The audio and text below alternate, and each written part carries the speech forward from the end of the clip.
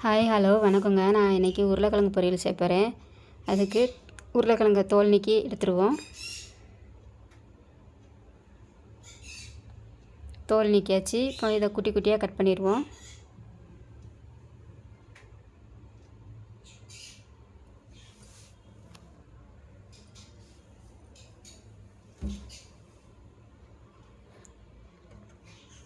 குட்டி குட்டியாக கட் பண்ணியாச்சு. இப்போ கடாய் அடுப்பில் வச்சுருவோம். கடாய் சூடாகட்டும். எண்ணெய் ஊற்றிடுவோம். எண்ணெய் சூடாகட்டும்.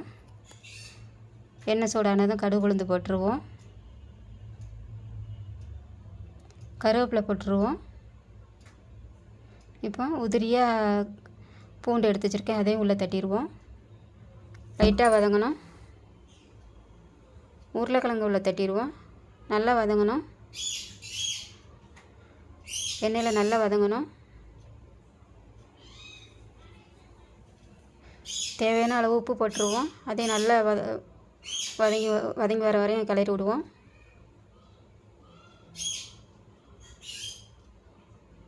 இப்போ 3 வாட்டி ஓப்பன் பண்ணி கிண்டி விடணும். அப்போ தான் உருளைக்கிழங்கு வெந்து வரும்.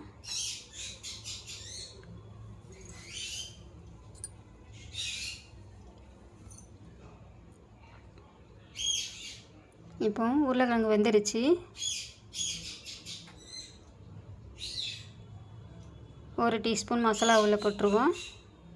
நல்லா கிளறிடுவோம். அடுப்பை கூட்டி வச்சுருவோம். இது வதங்கும் போது அடுப்பு சிம்மில் தான் இருக்கணும். இப்போ மசாலா போடும்போது மட்டும் கூட்டி வச்சுருவோம்.